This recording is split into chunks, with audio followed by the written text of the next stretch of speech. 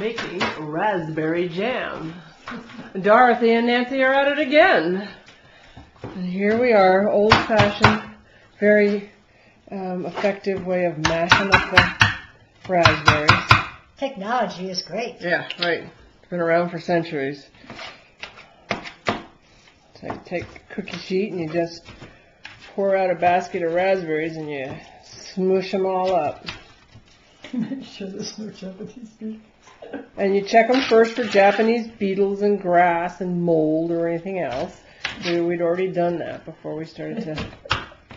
And then we need to measure out 5 cups of raspberries. And Mom has her special cup.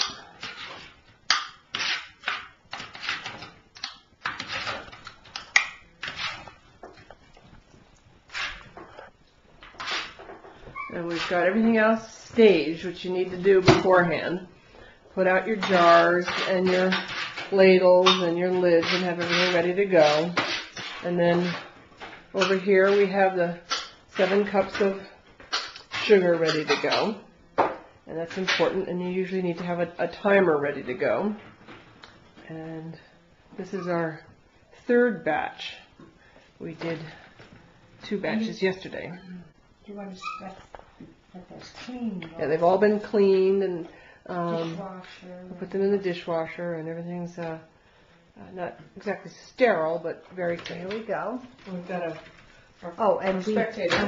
we have the inspector here. Yeah. She inspects and watches very carefully that everybody does the right thing, and then she gets awfully tired and has to lay down for a while. On the stove. So it goes on the stove, and Dot puts it on. Well, we put it on about 8, whatever that is. 3/4 loaf. Yeah, it's above medium, but hot. not on high. Yeah. Because you don't want to burn it. And then you have to wait until it boils And to a boil that will not be stirred down. for this one, we're using the powdered pectin. When I do it, I always use the liquid pectin. It has a little bit different directions, which is odd, but it doesn't much matter. It's all the Just same. read the The directions. raspberries, Follow it's the all directions the on the same. dot. Puts the pectin in. And a wee bit of butter. About a half a teaspoon to a teaspoon of butter. It calls for a half, but we put in a full teaspoon, and it didn't make much difference. So that's not part of being an exact science, I guess. The butter stops the foam from building up.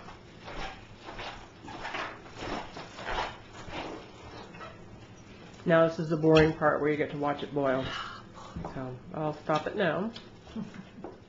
What you're aiming for with this is what they call a rolling boil. So even when you're stirring it, it's still bubbling, which it's not at yet. So you got to do it more than this. It's getting close, but it's not there yet. And you can see a little bit of the foam starting to build. No big deal. It's now there. Yeah. When you put the sugar in, the boiling is much more obvious. So that's now a rolling boil. So time for the sugar.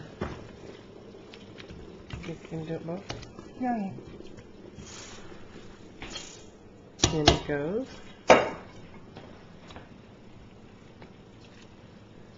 Where's your timer? It's up there somewhere. And the sugar goes in, and then you get that to a rolling boil, and then you time it for exactly 1 minute. Now we've set the timer, and it's at the sugar, and it is now up to a rolling boil. And you just want to keep it stirring so it doesn't burn on the bottom. And we're timing it for exactly a minute, and we turn the temperature down a snitch, so it's not quite so hot, as long as you keep the rolling boiling going.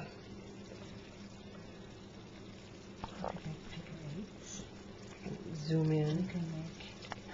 Oh, look at that. Isn't that delicious? Delicious.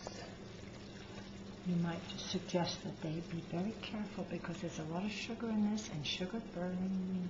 Yeah, you have to be careful. You don't want to get it on you at all. It'll really hurt, too. Okay, there's the timer. Now we're going to move over to the other spot, and I don't think I'll be able to film this much.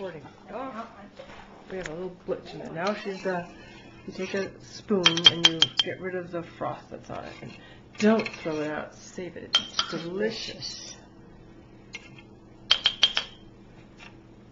Take that out for me.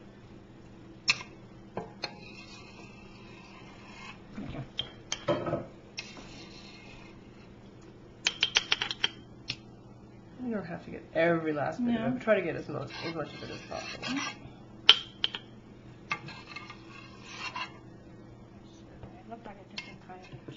So you need to have one of these bowl things to pour it into it. It's almost impossible without it, without making a mess.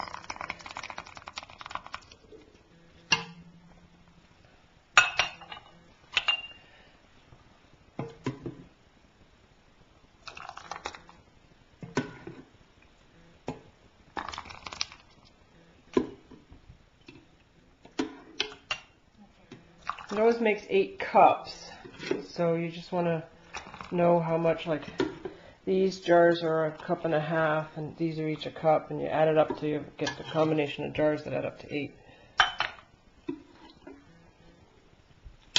And then the next thing you want to do is, with a clean cloth, is run across the top and where the threads are to make sure there's no little raspberries there or any goopus.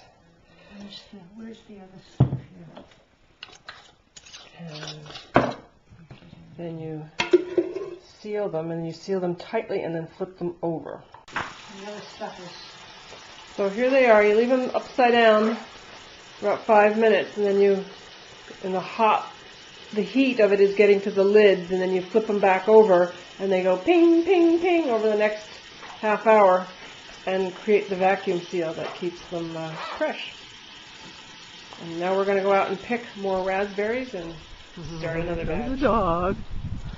And here are the raspberry bushes. Doesn't look like much from a distance, and we've picked a lot of them, but they're still really full of raspberries. Look at those babies hanging there. Look at the ones in there. Ooh, delicious. That bunch down there. And there's raspberries here, and here.